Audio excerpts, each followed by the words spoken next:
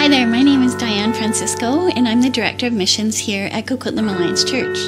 Today I want to tell you a true story of something that's been happening in the Copper Canyon in Mexico over the last number of years. And I know this story firsthand because I've been working down there for the last 7 years, and it's been such a privilege for me to do that.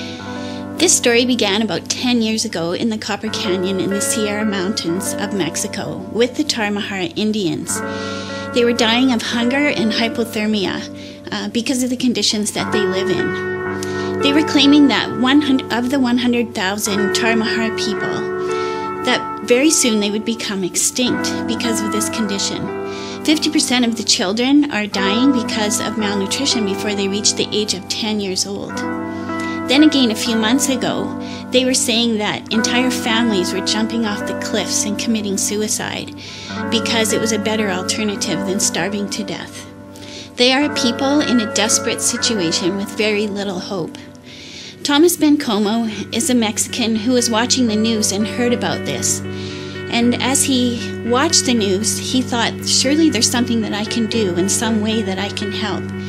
The Mexican government was only helping those who were living on the very outskirts of the canyon, and they were not going very deep into the mountains where many of the people lived. And so he decided to head in, and on his first trip into the canyon, he went deep into the mountains and he encountered a man who was dead, lying dead on the path. And as he began to inquire what had happened, he found out that he had died from starvation. Thomas discovered that the Tarahumara communities were isolated and suffering. Different dialects were spoken in each community, making it difficult to communicate or help one another. Thomas went in search of the most remote places and discovered people living as though it were still the 1500s. They lived in caves and wore loincloths.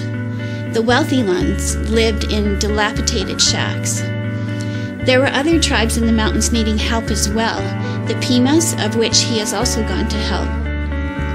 Thus began a quest to help with the most urgent needs and to teach the people how to care for themselves.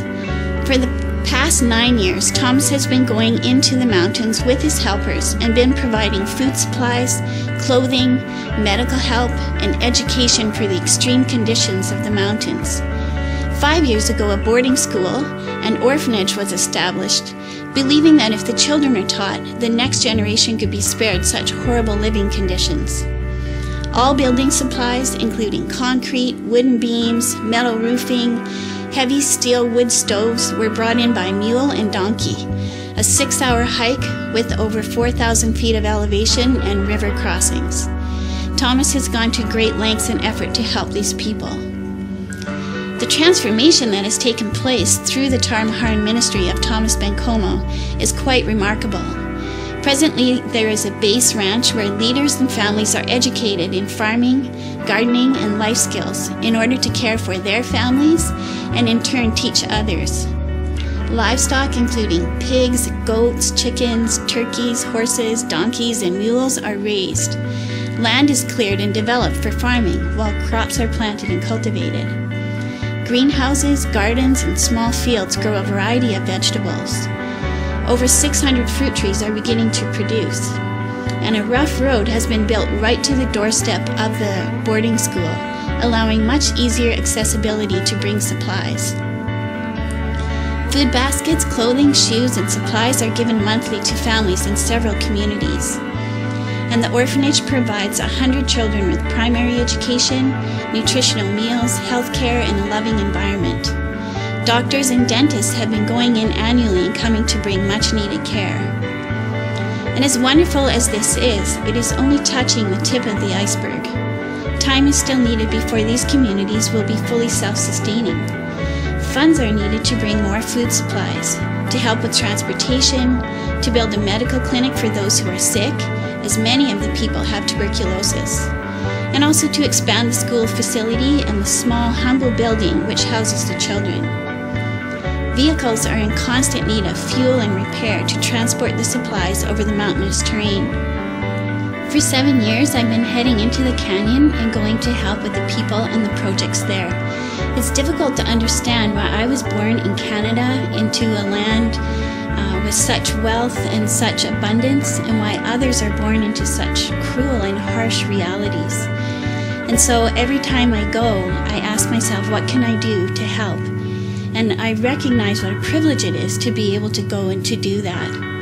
I've learned that my awareness and sensitivity to the needs of others can help one person at a time. So I'd like to ask you today, would you be willing to give generously and to help one person at a time? Not thinking of the project as a whole, but thinking about giving a small part so that collectively we can do something great together. I want to conclude by just telling you a life story of something that has happened in the past couple of years. In 2010, the orphanage director received word that 2 small children were starving to death. So she drove her truck and hiked in several hours to locate these kids and to find out what the problem was.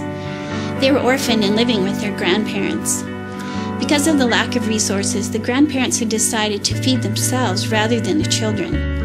The children were put in a cage, covered with a blanket, and left to die. Tito, the 18-month-old boy, weighed less than 8 pounds, and Sandra, the 3-year-old girl, was unable to walk due to malnutrition. They were rescued and given immediate medical attention, proper nutrition, and a loving environment. I was there when they arrived at the orphanage that first day. I'll always remember holding Tito while his small hand gripped my finger. He was 18 months old and the size of a newborn baby. It was both sad and disturbing to hold this little toddler. Today, both Thomas and his sister are healthy, thriving children, and it's such a privilege for me to go there and to see them running around and playing in that way. And so I'm so grateful that I've had the privilege of being a part of it, and I want to ask you today, would you join me and help me with this project? Would you help in a way that would make a difference in their lives? Thank you.